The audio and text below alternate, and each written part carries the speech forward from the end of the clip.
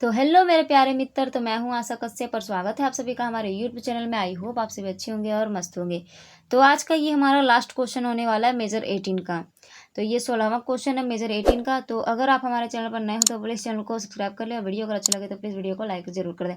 अगर आप लोगों को मेहनत दिखता है वीडियो पर तो प्लीज़ वीडियो को लाइक ज़रूर कर दिया कीजिए, ठीक है। तो चलिए देखते हैं क्वेश्चन क्या है और जानते हैं इसके उत्तर को। तो जनजातीय समाज की सामाजिक राजनीतिक संगठन प्रणाली, परिवार, विवाह, कुटुंब, आस्था एवं विश्वास की विस्तृत विवेचना कीजिए। यानी कि इसमें हम लोग को देखना है सामाजिक राजनीतिक संगठन प्रणाली, परिवार, विवाह, कुटुंब, आस्था, विश्वास, ये सभी चीज़ों को एक क्वेश्चन में हम लोग को देखना है। तो किनका है ये? जनजातीय समाज का, ठीक है। तो चलिए जानते हैं उत्तर को। और क्या है इसका उत्तर? पूरा एकदम सटीक, कोई ऐसा एकदम साधारण अपना घर वाला लैंग्वेज वगैरह, मतलब घर वाला लैंग्वेज ऐसा नहीं कि खोट्टा डाल देंगे इसमें, मीन्स ऐसे साधारण शब्दों का यूज करके हम लोग इसको जानेंगे, कोई रटने उठने वाला झंझट नहीं। तो चलिए जानते हैं। जनजातीय समाज भारत की प्राचीन सामाजिक व्यवस्था का महत्वपूर्ण भाग है। जनजातीय मुख्यतः जंगल, पहाड़ और दूरस्थ ग्रामीण क्षेत्रों में निवास करती है। उनका सामाजिक एवं राजनीतिक संगठन प्रकृति, परंपरा और सामुदायिक जीवन पर आधारित होता है। जनजातीय समाज में व्यक्ति से अधिक समुदाय को महत्व दिया जाता है। तो जनजातीय समाज जो है, आप लोग जनजातीय समाज से रिलेटेड 3-4 क्वेश्चन हम लोग पीछे भी पढ़ चुके हैं। तो वही चीज़ को आप लोग इसमें भी लिख सकते हो। ज़्यादा रटने की आवश्यकता नहीं है कि इसमें अलग रटें उसमें अलग रटें। आप लोग को जैसा लगता है, एक याद हो गया, मतलब एक ठो याद हो गया जनजातीय समुदाय से किसे कहते हैं, ये कहाँ रहते हैं, ये याद हो गया। ये लाइन को इसमें आप लोग यहाँ पे डाल सकते हो, ठीक है, ऊपर में लाइनिंग में।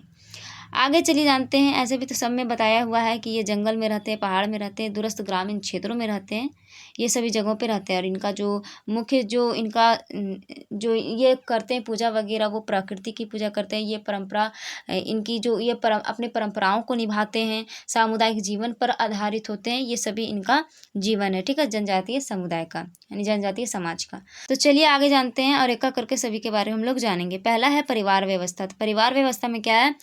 जनजातीय समाज में परिवार सामाजिक जीवन की सबसे छोटी और महत्वपूर्ण इकाई होती है। अधिकतर जनजातियों में संयुक्त परिवार तथा एकल परिवार दोनों पाए जाते हैं। तो जो जनजातीय समाज है उसमें परिवार जो होती है वो सामाजिक जीवन की सबसे छोटी और महत्वपूर्ण इकाई होती है। और अधिकतर जनजातियों में क्या पाए जाते हैं? तो संयुक्त परिवार पाए जाते हैं, या फिर बहुत सारे में एकल परिवार भी पाए जाते हैं। आगे है परिवार में माता पिता, बच्चे तथा कभी कभी दादा दादी भी साथ रहते हैं। यानी कि ये जो हो गया वो क्या हो गया? संयुक्त परिवार हो गया। बच्चे रहते हैं, माता पिता रहते हैं, दादा दादी रहते हैं, तो ये संयुक्त परिवार हो जाता है। एकल परिवार में सिर्फ माता पिता और बच्चे होते हैं, तो ये वो जो होते हैं वो एकल परिवार हो जाता है। आगे है परिवार का मुखिया सामान्यतः सबसे बुजुर्ग पुरुष या महिला होती है। हम लोग के साइड भी ऐसा ही होता है कि परिवार के जो मुखिया होते हैं वो दादा दादी होते हैं, ठीक है, यानी कि जो परिवार के बुजुर्ग लोग होते हैं वो। आगे है सभी मिलकर आर्थिक कार्य करते हैं। आगे है दूसरा विवाह व्यवस्था। विवाह व्यवस्था में क्या है?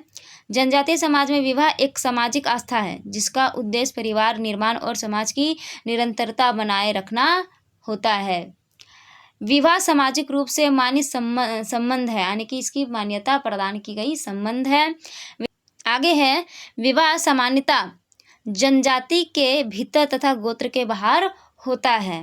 विवाह जो होता है वो क्या होता है कि परिवार से बाहर, माने कि कहीं अलग जगहों पे होता है, ठीक है, परिवार से बाहर में होता है। सहमति विवाह और वधु मूल्य विवाह प्रचलित है। सहमति विवाह यानी जिसको हम लोग बोलते हैं लड़का लड़की के सहमति से जो विवाह होता है, जिसको अभी हम लोग लव मैरिज के नाम से जानते हैं।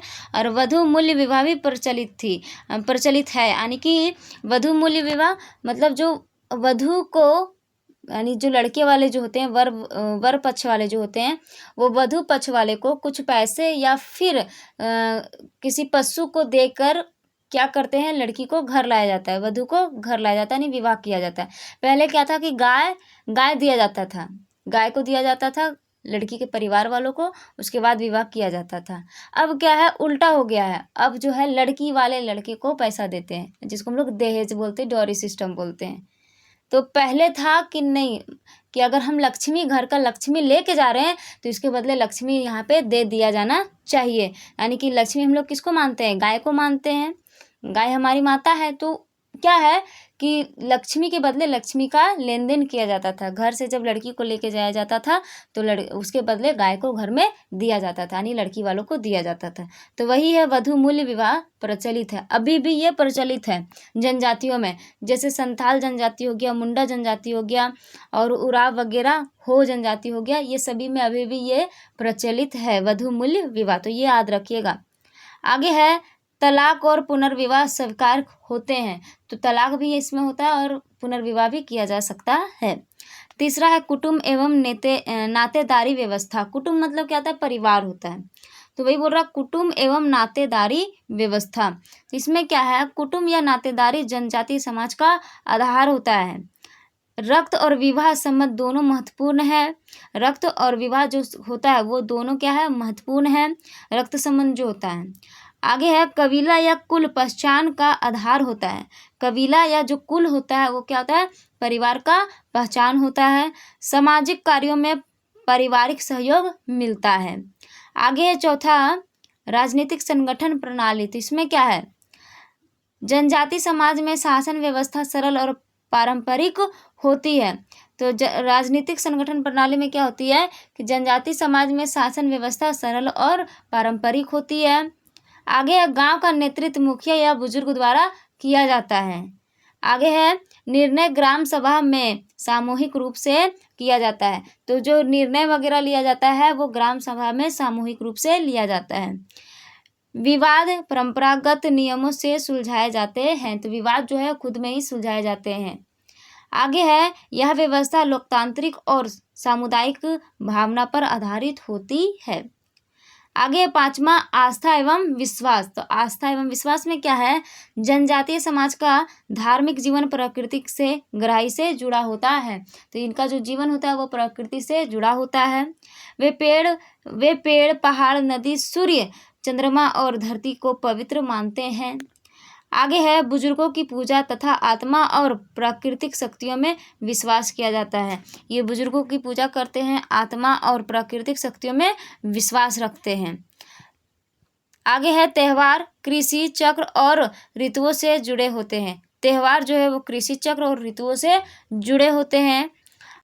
आगे है ओझा पुजारी या धार्मिक प्रमुख धार्मिक अनुष्ठान करवाते हैं। तो ओझा लोग जो होते हैं और पुजारी वगैरह जो होते हैं वो क्या करते हैं, तो धार्मिक अनुष्ठान करवाने का कार्य करते हैं।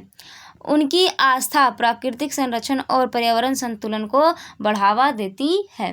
तो उनकी ये आस्था जो है वो पर्यावरण संरक्षण में भी सहयोग करती है, यानी संतुलन बनाए रखती है और प्रकृति को क्या करती है, तो सुरक्षित रखती है। आगे है निष्कर्ष। तो निष्कर्ष में क्या है, आप लोग इसमें देखिएगा बढ़िया से, कहीं पे भी कोई भी ऐसा शब्द का प्रयोग नहीं किया गया है जो आप लोगों को समझ में ना आए। आप लोग खुद से भी इसको पढ़ के समझ सकते हो, लेकिन मैं पढ़ देती हूँ क्योंकि अगर आप लोगों को राइटिंग वगैरह समझ में नहीं आए या फिर कोई कहीं कहीं कुछ ऐसा वर्ड मिल जाए जो समझ में ना आए, तो मेरी ओर से और ज़्यादा प्रयास रहता है कि मैं अच्छे से इसको समझा पाऊँ। तो चलिए आगे जानते हैं निष्कर्ष को। और ये जो है यहीं तक सीमित नहीं रहता है। आप लोग सोच रहे होंगे कि बीए में पढ़ेंगे, बीए में ही ख़त्म हो जाएगा ये सब। नहीं, ये सब अगर आप लोग एसएससी वगैरह का तैयारी कर रहे होंगे या फिर जेपीएससी वगैरह का तैयारी कर रहे होंगे तो ये सभी में भी पूछा जाता है। क्वेश्चन ऐसे पूछा जा सकता है कि सबसे अधिक जनजातीय वाला जिला कौन सा है झारखंड में, या फिर इस तरह से क्वेश्चन पूछा जा सकता है कि वधू मूल्य विवाह जो है इनमें से किन जनजातियों में किया जाता है। तो ऑप्शन वगैरह दिया हुआ रहेगा, आप लोगों को बताना होगा कि किन जनजाति में किया जाता है। झारखंड में सबसे प्रमुख कौन सी जनजाति है। तो इस प्रकार से क्वेश्चन पूछा जा सकता है अगर आप लोग कोई भी कॉम्पिटिटिव एग्जाम का तैयारी कर रहे होगे, तो इससे छोटा छोटा चीज़ों को आप लोग निकाल सकते हो ऑब्जेक्टिव क्वेश्चन के रूप में। ठीक है, चलिए आगे देखते हैं। आगे निष्कर्ष क्या है, इस प्रकार जनजातीय समाज की सामाजिक राजनीतिक संगठन प्रणाली परिवार विवाह कुटुंब पारंपरिक नेतृत्व तथा प्राकृतिक आधारित आस्था पर टिकी होती है। इसमें सामान्यतः सामूहिक जीवन सहयोग और परंपरा का विशेष महत्व है। जनजातीय समाज हमें सामुदायिक एकता प्राकृतिक प्रेम और सरल जीवन शैली का महत्वपूर्ण संदेश देता है। तो ये हमारा निष्कर्ष हो गया। निष्कर्ष आप लोग खुद से लिखोगे तो और ज़्यादा बढ़िया रहेगा। कोई ज़रूरी नहीं है कि आप लोग यही वाला निष्कर्ष में डाल दोगे। तो आप लोग खुद से लिख भी सकते हो इसमें, ठीक है, कोई दिक्कत नहीं है। तो ये हमारा हो गया जनजातीय समाज की सामाजिक राजनीति, सामाजिक संगठन, फिर परिवार, विवाह, कुटुंब, आस्था और विश्वास, ये सभी इसमें एक क्वेश्चन में इतने सारी चीज़ों को पढ़ना था। तो चलिए इतना ही रखते हैं, और वीडियो अगर अच्छा लगा तो प्लीज़ वीडियो को लाइक कर दें और चैनल को सब्सक्राइब जरूर कर दें। मैं एक ये भी बता देती हूँ कि जो माइनर पेपर हिस्ट्री है वो जो है वो 22 को एग्ज़ाम है, तो 22 को है, तो मैं उम्मीद करती हूँ कि 2 से 4 क्वेश्चन मैं डाल दूँ ज्योग्राफी जो इम्पोर्टेंट है, ठीक है। तो 2-4 क्वेश्चन मैं डालने का प्रयास करूँगी। बाकी तो 2-3 क्वेश्चन ऐसे हैं जो सिमिलर हैं, यानी कि एक क्वेश्चन पढ़ोगे तो उससे 2-3 क्वेश्चन बन जाएगा हिस्ट्री में, और हिस्ट्री में सिर्फ पढ़ना होता है और रटना होता है, बाकी तो उसमें समझना वगैरह कुछ ऐसा होता नहीं है। तो वो मैं करवा दूँगी, अगर 2-3 क्वेश्चन टाइम मिला तो करवा दूँगी, पक्का मैं नहीं बता रही हूँ, अगर टाइम मिला तो मैं करवा दूँगी, ठीक है। तो चलिए अभी के लिए इतना ही रखते हैं। धन्यवाद। वीडियो अगर अच्छा लगा तो प्लीज़ वीडियो को लाइक ज़रूर कर दीजिएगा। धन्यवाद।